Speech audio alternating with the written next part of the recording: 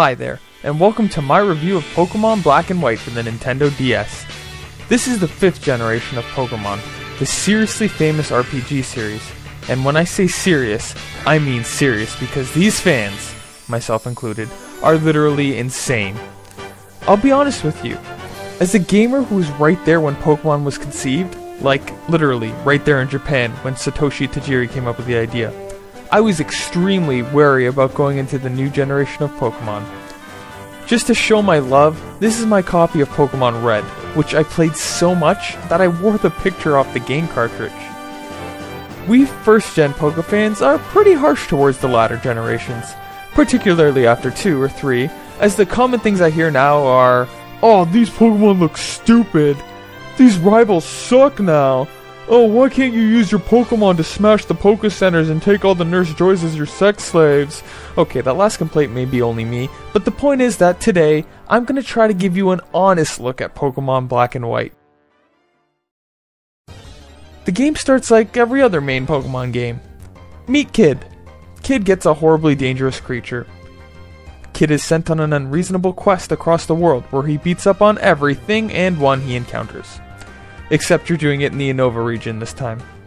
But, in all seriousness, Pokemon Black and White go against the norm of the series by actually having a pretty interesting story, particularly focusing on the struggles against Team Plasma.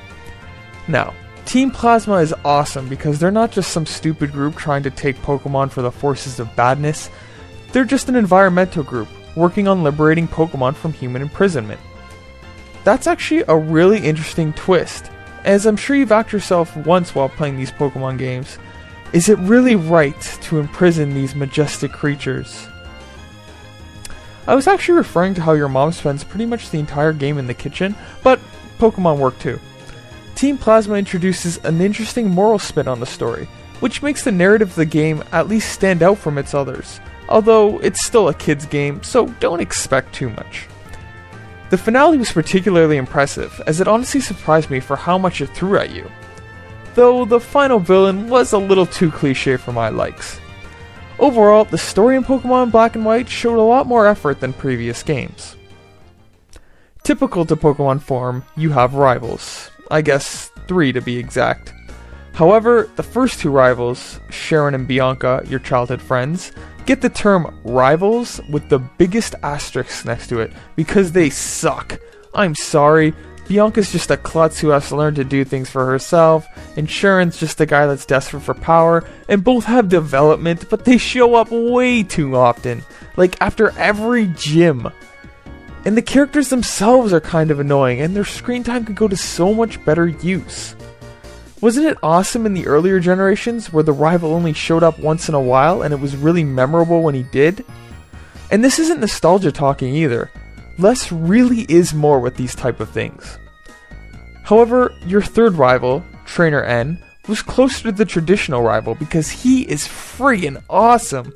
This mysterious green-haired trainer, always spouting philosophy, and without any clue about why he is this way, reminded me of Godot from Phoenix Wright Trials and Tribulations, and anybody who reminds me of Godot is awesome. N is seriously the most memorable part of this game, and his role honestly surprised me in how interesting it managed to be.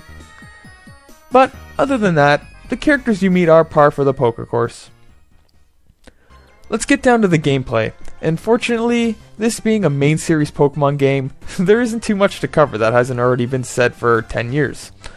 Although it's basically the same game as Pokemon Red at heart, it surprisingly isn't a tired as hell formula in the 5th gen.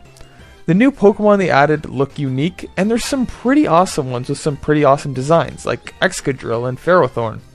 And I don't want to hear 1st gen purists say that these designs are stupid. There are stupid designs in every generation. However, I will admit that the starters are extremely weak. I've never had a generation where I tried to decide which one I hated the least, but that's probably just me. Anyway, you still go to 8 gyms, and you can still explore the world to its fullest, battling trainers, collecting items, and more.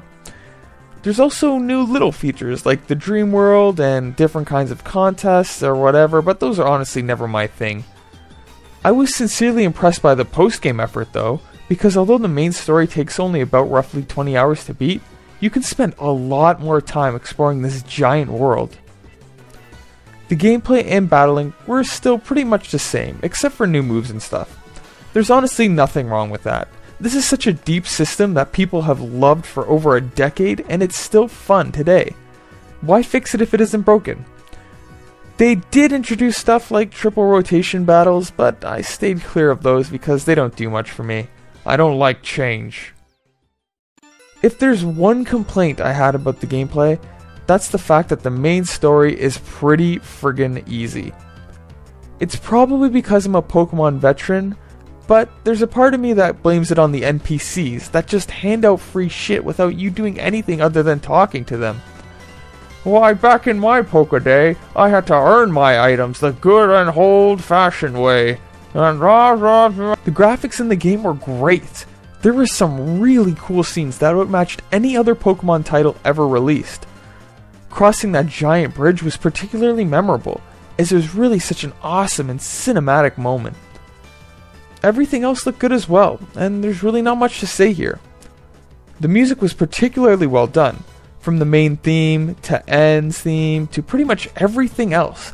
I was really impressed by how catchy and iPod-worthy a lot of these songs were. Great work here. In conclusion, although Pokemon Red and Crystal are undeniably my favorite games in the series, objectively, I'm forced to admit that Pokemon Black and White are probably the best Pokemon games to date. The battle system, story, characters, music, and graphics are all a step above the rest, and the post-game content really gives you your money's worth. Although it's still the same game at its core, the Pokemon series is showing progression, and it still maintains a great charm that will capture the hearts of gamers new to the series and can satisfy veterans as well. It still has an incredible appeal, and I'm looking forward to many more years of Pokemon glory. In short, Pokemon Black and White come highly recommended. Thanks for watching.